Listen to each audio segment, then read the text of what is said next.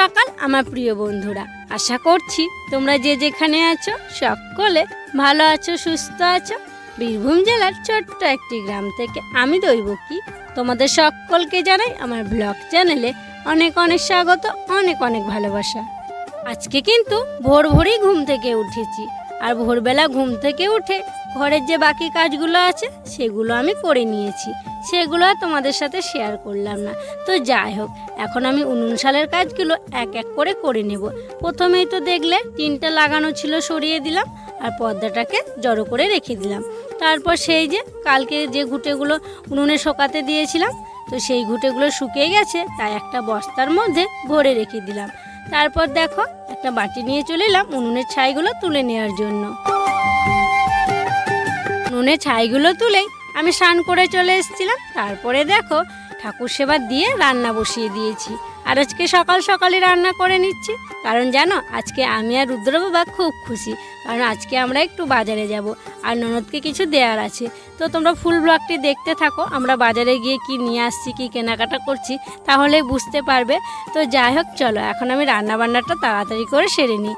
আর সকাল সকাল বেশি কিছু রান্না করছি না, ওই ডাল আলু পেঁপে দিয়ে একটা তরকারি করে নিচ্ছি, আর আলু সিদ্ধ করছি, আর এই যে ভাত হচ্ছে, ব্যাস। আর বেশি কিছু করতে গেলে অনেকটাই দেরি হয়ে যাবে, তো সেই জন্য আর বেশি কিছু করলাম না। ভাতটা প্রায় হয়ে এসছে, এখন আমি নামিয়ে নেব। আর ওদিকে আলু সিদ্ধ করব, যে আলু সিদ্ধর জন্য লঙ্কা পেঁয়াজটা ভেজে নিলাম। আর এখন ডাল তরকারিটা করে নিলে রান্নাবান্না কমপ্লিট হয়ে যাবে। রান্নাবান্না করে খাওয়া দাওয়া করে নিলাম, আর ভাই খেলো মুড়ি, আর হচ্ছে রুদ্রকে একটু ভাত খাওয়ালাম। ও মুড়ি খুব একটা খেতে চায় না, আর মুড়ি খেতে গেলে না অনেকটা টাইম লাগায়, তো সেই জন্য ওকে ভাত খাওয়ালাম, আর আমিও একটু ভাত খেয়ে নিলাম। তো এখন থালা বাসনগুলো ধুয়ে নিই, তারপরে হচ্ছে রেডি হয়ে নেব। আমি রেডি হওয়ার আগে রুদ্রকে আগে রেডি করিয়ে দিচ্ছি, নইলে কি হবে বলো তো, আমাকে না ও রেডি হতে দেবে না। কখন থেকেই বলছে মা আমাকে নতুন জামা পরিয়ে দাও, তো সেই জন্য ওকে আগে রেডি করে দিলাম। আর আজকে যাওয়ার কারণটা কি বলো তো, ওই যে ভাই এসছে, ভাইয়ের স্কুটিটা আছে, ওই স্কুটিতে তো যাওয়া হবে, সেই জন্যই। আর টোটো করে যেতে গেলে না 200 টাকা ভাড়ায় লেগে যাবে, তো সেই জন্য আজকেই যাচ্ছি। রেডি হয়ে বেরিয়ে পড়লাম, আর ভাইয়ের স্কুটিতেই যাব। ভাই যাবে, রুদ্র আর রুদ্রর বাবা যাবে। আর একটু আগে গেলেই ভালো হতো জানো তো, কিন্তু ওই যে রান্নাবান্না করলাম সেই জন্য না একটু দেরি হয়ে গেল। আর দেখো রান্নাবান্না করতে গেলে একাজ ওকাজ করে অনেকগুলো আর কি কাজ বেরিয়ে যায়। তো যাই হোক, আর এসে রান্না করা হতো, কিন্তু কি বলতো, এক জায়গা থেকে এসে রান্না করব, আর কোথাও গেলে ওই যে বাড়িতে যদি রান্নার কাজটা থেকে যায়, তাহলে মনে হয় যে তাড়াতাড়ি করে চলে যায়, রান্নাবান্না করতে হবে। তো সেই জন্য রান্নাবান্না করেই যাচ্ছি। আমরা এখন স্কুটিতে যাচ্ছি, আর দেখো রুদ্রর বাবা চালাচ্ছে, আর রুদ্র হচ্ছে সামনে দাঁড়িয়ে আছে, তারপরে ভাই, আর তারপরে আমি আছি। আর জানো, রুদ্র দাঁড়িয়ে আছে সামনে, ওকে বাতাস লাগছে, যে ও বলছে বাবা একটু আস্তে চালাও, আমি তাকাতে পারছি না। তো আমি বলছি তুমি তাহলে চোখ বন্ধ করে থাকো। বলছে তোমরা সবাই তাকিয়ে থাকবো আর আমি চোখ বন্ধ করে থাকবো, মানে কি বলবো, হাসাতে হাসাতে একদম যাচ্ছি। তো যাই হোক, দেখো একটা গ্রাম পেরিয়ে এসেছি, আর এখন আমরা যাচ্ছি। তো চলো বাকি রাস্তাটা চলে যায়, তারপর আবার দেখা হচ্ছে। গাড়িতে বেশি না তেল ছিল না, তো সেই জন্য অর্ধেকটা রাস্তা এলো, তারপরে একটা রাস্তার ধারেই দোকানে পেট্রোল বিক্রি হচ্ছিল, ওখান থেকে পেট্রোল নিয়ে এলো, দিয়ে দেখো গাড়িতে ভরে নিল। তো চলো এখন আবার আমরা সবাই উঠে পড়ি, তারপরে বাকি রাস্তাটুকু চলে যাই।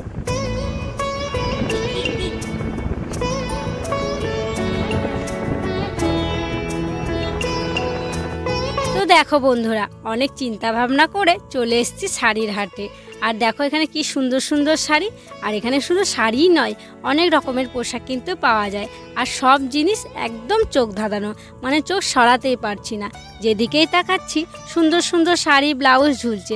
আর জানো, এখানে না কোনো জিনিস দেখানোর জন্য বলতেই হচ্ছে না, মানে সব কিছু মানে বাইরেই আছে, মানে চয়েস করো আর বলো ওটা দিতে, মানে দিয়ে দিচ্ছে। তো ওদিকে তো অনেকই ঘুরলাম, তারপরে একটা দোকান দেখে চলে এলাম এই সাইডে, আমার জন্য সুতির শাড়ি দেখছিলাম। তো আমার যে শাড়িগুলো বাড়িতে পরি কেমন চটে চটে গেছে, তাই ভাবলাম একটা সুতির শাড়ি নেব। তো দেখো রুদ্র বাবা একটা আমাকে পছন্দ করে দিচ্ছিল। তো চলো বন্ধুরা, এখন একটা পছন্দ করে শাড়ি নিয়ে নিই, তারপরে কেনাকাটা করার পর তোমাদের সাথে আবার দেখা হচ্ছে, কারণ এখানে তো অনেক ভিড়, তো সেই জন্য না ভিডিও করাটা সম্ভব হচ্ছে না। তো বন্ধুরা, আমাদের যে কাজ ছিল কাজ করা হয়ে গেছে, আর তোমরা তো দেখলে যে শাড়ির হাটে গেছিলাম, তো ওখানে কিছু নিয়েছি, তো বাড়ি গিয়ে তোমাদেরকে সবই দেখাবো। আর নিয়ে নিয়েছি দেখো সবজি বাজার, কিছু সবজি বাজার নিয়ে নিলাম বাজারে, হাট বাজারে। আর বাড়ি যাচ্ছি এখন, আর এখানে এসে একটু দাঁড়ালাম, কারণ খুব গরম আর রোদও করেছে আজকে খুব, তো একটু জল খেয়ে নিলাম। তো চলো চলো চলো, আর দাঁড়াবো না, দেরি হয়ে গেল, খাওয়ার টাইম হতে আসছে। চলো স্টার্ট করো স্টার্ট করো। রুদ্র তোমার ঘুম আসছে নাকি? ঘুমায় না, চলে এসছি বাবু, চলো চলো চলো।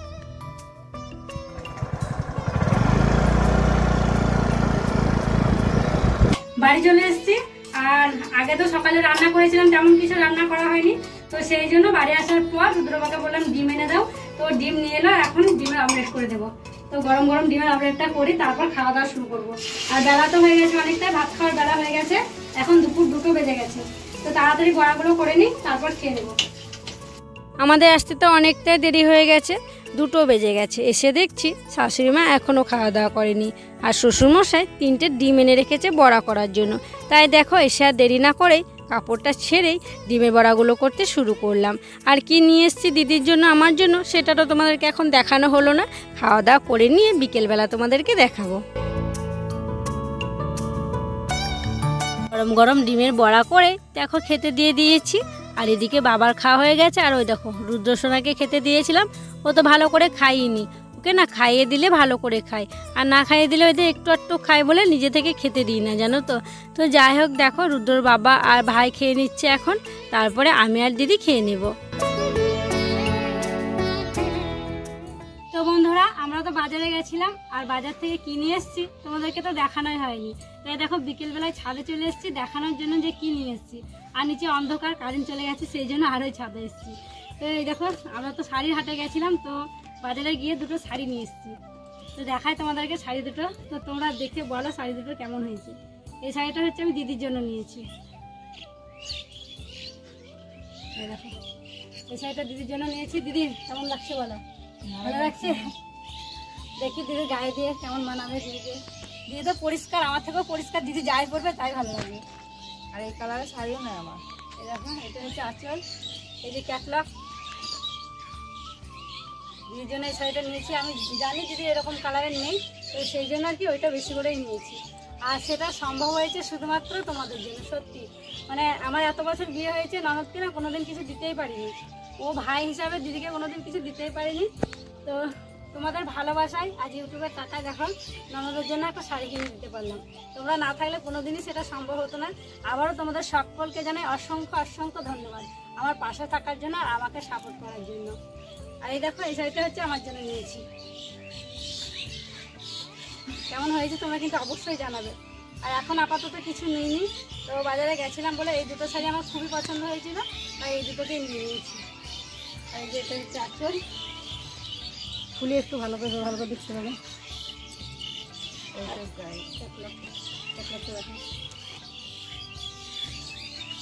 আর এই যে শাড়িটা ক্যাটলগ। তো আমার তো আকাশি আর গোলাপি শাড়ি বেশি আছে, তোমরা অনেকে কমেন্ট করে বলেছো যে তুমি কি আকাশি আর গোলাপি শাড়ি বেশি পরো, তো সেই জন্য দেখো বেগুনি কালারের শাড়িটা নিয়েছি। আমি শুধু খুঁজছিলাম যে আকাশি আর গোলাপি যেন না থাকে, অন্য একটা কালারের। তো এই যে শাড়িটা আমার খুবই ভালো লেগেছে, পুরো গায়ে কাজ নাকি? হ্যাঁ পুরো গায়ে আর কি এরকম, আর ছোট ছোট ময়ূর আঁকা, পাড়ের দিকটায় ময়ূর দেওয়া আছে, সেটা দেখে আরো বেশি ভালো লেগেছিল।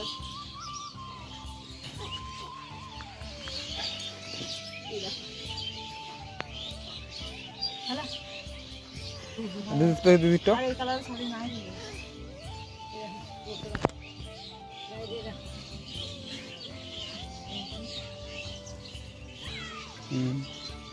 দুটাই ভালো লাগছে। ওই ডিজাইনটা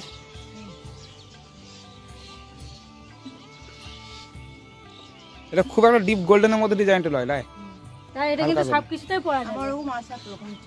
হ্যাঁ এই মানে এই শাড়িটা সবকিছু ওখানেই কিন্তু পরা যাবে, পুজো বলো বিয়ে বাড়ি বলো কোথায় যা আসে সবকিছু দুটোই পরা যাবে।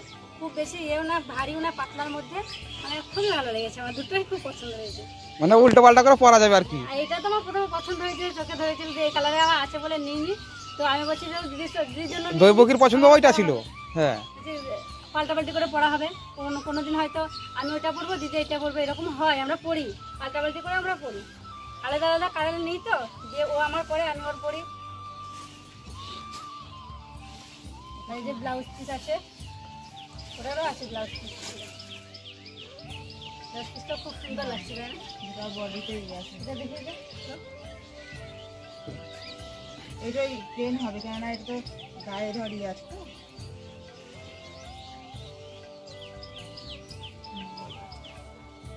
হাতে ডিজাইন গায়ে আছে ছোট ছোট ডিজাইন আছে।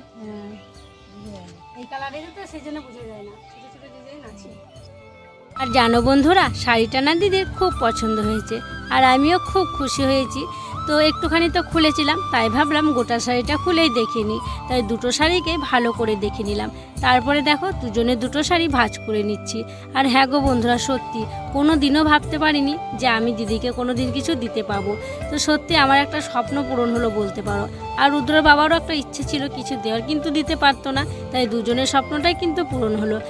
আর আগের বার যখন পেমেন্ট পেয়ে কেনাকাটা করেছিলাম সবার জন্য প্রায় নিয়েছিলাম। তোমরা অনেকেই বলেছিলে যে ননদের জন্য কিছু নাওনি কেন। তো কি বলো তো, তখন তো আমার জন্য কিছু নিইনি, তাই ভাবলাম ননদদের জন্য আর আমার জন্য একসঙ্গেই নিয়ে নেব। তাই আজকেই দেখো দুজনের জন্যই নিয়ে নিলাম। তো দেখো এখন সন্ধে হয়ে গেছে আর রুদ্র বাবা একটু দোকানে গেছিল চিকেন আনতে। তোমরা তো আগের ভ্লগে অনেকেই বলেছো যে ভাই এসছে, ভাইকে চিকেন রান্না করে খাও। তো কি বলো তো, গতকালকেই না চিকেনটা করার কথা ছিল, কিন্তু কালকে না বাবাকে ডাক্তার দেখাতে যাওয়ার কথা ছিল। মানে রুদ্রর বাবা যেত বাবার সাথে, আর এদিকে দিদিও নেই, দিদি স্কুলে গিয়েছিল। তো সেই জন্য না আমি করিনি, কারণ মাকে সামলানো, আবার রান্না বান্না করা, ঘরের কাজ, মানে একটু খিচিবিচি হতো। আর দেখো চিকেন রান্না হলে একটু কিন্তু দেরি হয়, তো সেই জন্য কালকে আনতে বারণ করেছিলাম। আর আজকে তো ওই যে সকালবেলা তাড়াহুড়ো করে বেরিয়ে গেলাম, সেই জন্য তো দুপুরে করা হয়নি। তাই রুদ্র বাবাকে বললাম যাও আজকে বিকেলবেলাতে গিয়ে চিকেনটা নিয়ে এসো, নইলে কালকে আবার বৃহস্পতিবার, আর তোমরা তো জানোই বৃহস্পতিবারে আমাদের বাড়িতে নিরামিষ হয়। তো সেই জন্যই আর কি রাত্রেই আনা। তারপরে তো দেখো আলুগুলো আমি কেটে নিলাম, আর আগেই পেঁয়াজগুলো কেটে নিয়েছি। আর এখন রুদ্রর বাবা গামলার মধ্যে মাংসগুলোকে ঢেলেছে, দিয়ে আর কি বেছে দিচ্ছে। যেগুলো ছোট আছে সেগুলো রেখে দিচ্ছে, আর যেগুলো বড় আছে বেছে বেছে আমাকে দিচ্ছে। আমি কেটে একটু ছোট করে নিচ্ছি। আর খুব মোটা পিস না ভালো লাগে না, মনে হয় যেন ভিতরে কাঁচা হয়ে আছে যতই ভালো করে রান্না করি। তো যাই হোক, চলো এখন ভালো করে ধুয়ে পরিষ্কার করে নিই, তারপরে হচ্ছে রান্নাবান্নাটা করে নেব। দিকে আবার গ্যাসে আমি ভাতটা বসিয়ে এসেছি, তারপরে এদিকে কাটাকুটিগুলো আর কি করে নিচ্ছি। তো দেখো ওদিকে কাটছিলাম আর এদিকে এসে দেখছি মানে গ্যাসটা অনেকক্ষণই জ্বলেছে আর ভাতটা ফুটে ফ্যানগুলো পড়তে শুরু করেছে। আর একটু দেরি করলে হয়তো গ্যাসটা নিভে যেত। তো যাই হোক দেখো ভাত ফুটে গেছে, তো এখন ভাতটা হয়নি দেখছি, তো আর একটু জল দিয়ে ঢাকা দিয়ে দেবো, তারপর ফুটে গেলেই হয়ে যাবে। ভাতটা হয়ে গেছে, তারপর ভাতটা নামিয়ে নিয়ে ফ্যানটা ঝরাতে দিলাম। আর এখন দেখো কড়াই বসিয়ে চিকেনে যে আলুগুলো দেব সেই আলুগুলোকে ভেজে নিচ্ছি। আর আলুগুলোকে একটু লাল লাল করে খড়িয়ে ভাজবো। আর দেখো আলু যদি লাল লাল করে ভাজা হয় না, কালারটাও ভালো হয় আর টেস্টটাও ভালো হয়। তো দেখো আলুগুলো কিন্তু আমার লাল লাল করে ভাজা হয়ে গেছে, আর আমি এক এক করে আলুগুলোকে একটা থালের মধ্যে তুলে নিচ্ছি।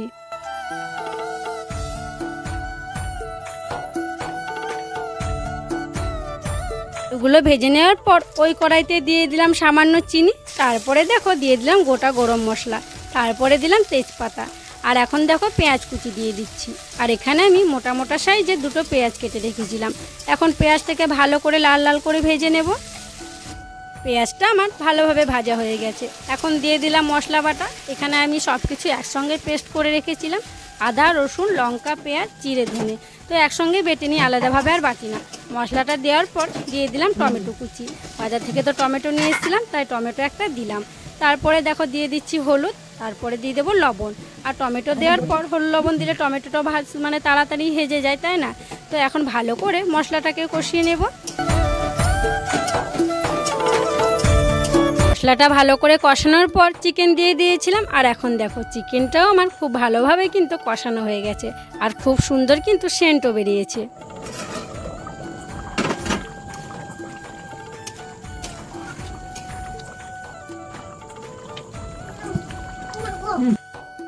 চিকেনটা হয়ে যাবার পর ঘরে নিয়ে চলে এসেছি। আর এখন দেখো ভাত বাড়তে শুরু করে দিয়েছি। গরম গরম ভাত আর গরম গরম চিকেন, আর সাথে আছে দিনের ওই যে ডাল তরকারি করেছিলাম ওই ডাল তরকারিটা, আর অন্য কিছু করিনি গো। আর জানো বাড়িতে যদি চিকেন হয় না, কেউ কোনো অন্য তরকারি খেতেই চায় না, তো সেই জন্য কোনো কিছুই করিনি, আলু সিদ্ধও আজকে দিইনি। তো যাই হোক দেখো সবাই কিন্তু একসাথে খেতে বসে পড়েছি। বাবার আগেই খাওয়া হয়ে গেছে, আর মাও দেখো খেয়ে ওখানেই বসে আছে। তো যাই হোক বন্ধুরা, আজকের ব্লগটা আর বড় করছি না গো, এখানেই বিদায় নিচ্ছি। তোমরা সকলে ভালো থেকো, সুস্থ থেকো। আর যারা নতুন বন্ধু হয়ে আমার এই ভিডিওটি দেখছো তাদেরকে আমার পাশে থাকার জন্য অনুরোধ করছি। আর যারা পুরনো বন্ধু হয়ে আমার পাশে আছো তাদেরকে আমার অসংখ্য অসংখ্য ধন্যবাদ আর অনেক অনেক ভালোবাসা। দেখা হবে আবার পরবর্তী ব্লগে।